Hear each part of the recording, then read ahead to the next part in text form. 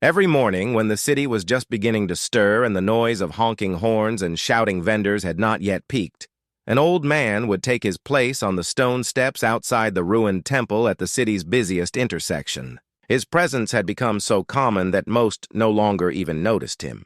His hair was unkempt, his beard overgrown and graying, and his clothes stained by time and weather. In his hands he carried a rusted metal bowl, which he placed gently before him as he sat in silence. He never spoke, never asked, never begged aloud. He simply lowered his head and waited. Pedestrians passed by without pause. Some dropped a few coins without looking. Others turned their faces in disgust or muttered disdainfully about the kind of man who would choose to rot on the street rather than work for a living. But he responded to no comment, acknowledged no insult, and returned no glance. He was a fixture of the street, as inanimate as the lampposts or the chipped walls of the nearby tea shop. And that, perhaps, was why no one noticed when he vanished each day after his bowl had been filled with the coins of strangers. But there was one boy who did notice. His name was Raghu.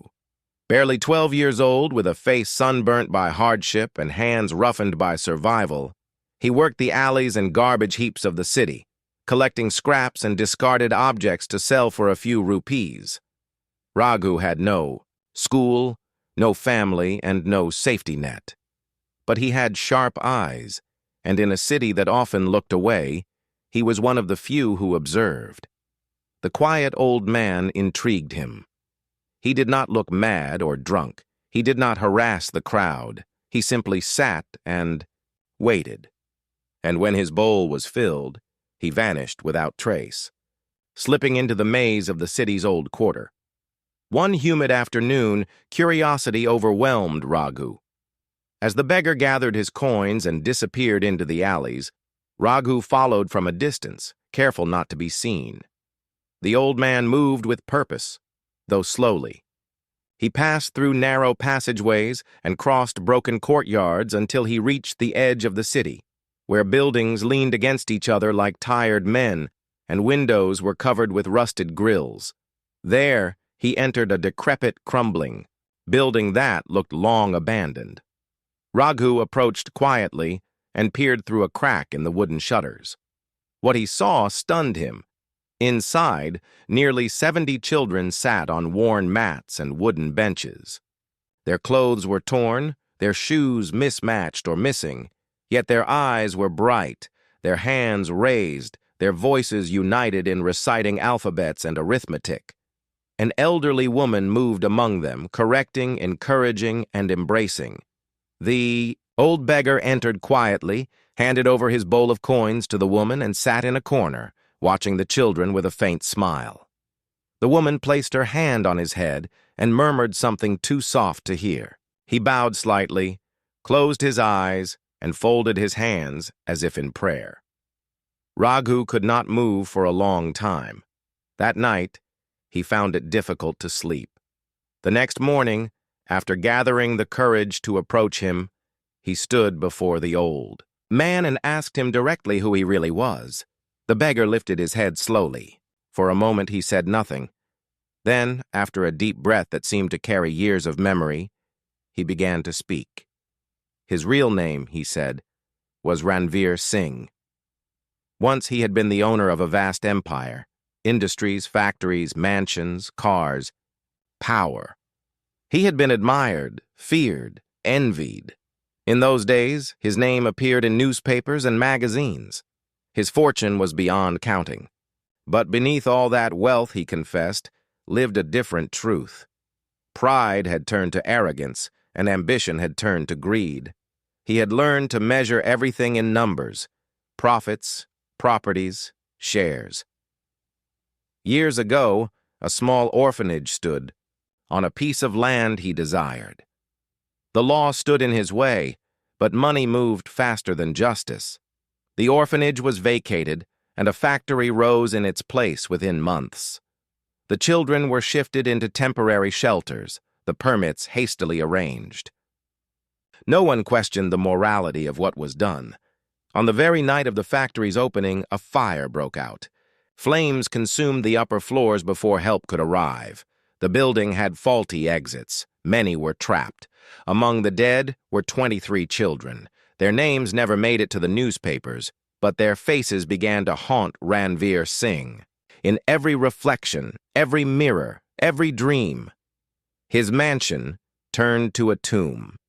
His wealth could not erase the blood on his hands. For a year he tried to continue. He donated money, built new shelters, created scholarships, but the hollowness within him only deepened. His soul found no peace. One night, he left his home and never returned.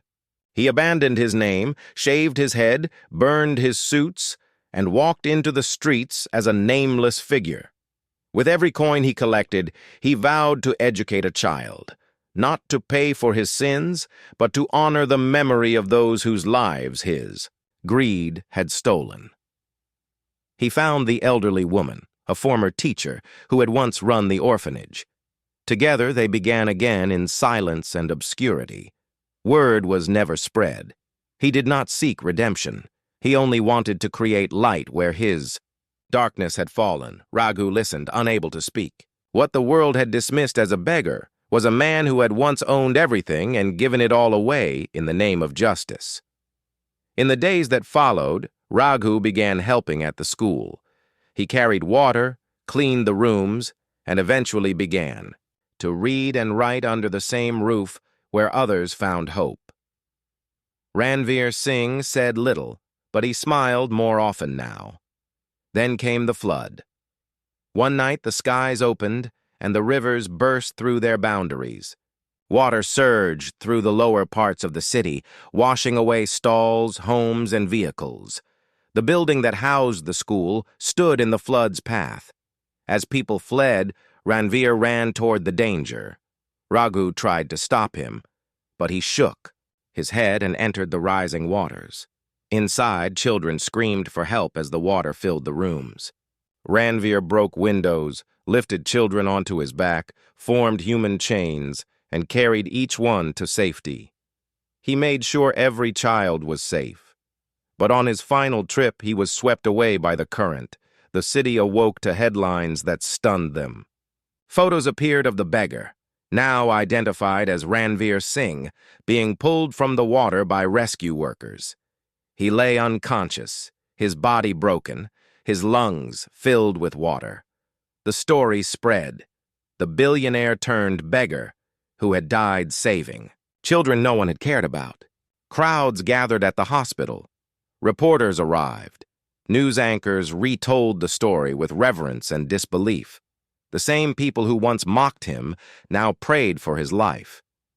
But fate had little mercy left to offer. As doctors fought to save him, Ranveer whispered his final wish to Raghu, that the school should never close, that the children should never be forgotten, and that his name should not be erased again. He passed away that evening. The city mourned. Strangers lit candles outside the ruined temple where he had once sat unnoticed. Children carried placards reading, "Thank you, sir." The school was rebuilt and named the Ranveer Foundation for Forgotten Children. The rusted begging bowl was polished and preserved at its gate. Raghu, once a child of the streets, became the first full-time teacher of the new school. In his classes, he taught more than arithmetic and grammar. He taught memory. He told the story of a man who chose to give everything for those with nothing. He told it not for sympathy, not for charity, but for truth. And sometimes, when he passed the temple steps, he imagined the old man still sitting there, silently watching the world hurry past, still unseen by many but unforgettable to those whose lives he had touched. He had once been a king of wealth. He died a king of hearts. He was not a beggar. He was the man who gave a generation a future. His riches had not been measured in currency, but in kindness, in courage, and in the will to rise from ruin and serve the voiceless. Ranveer Singh was gone, but the lives he changed became the legacy he left behind.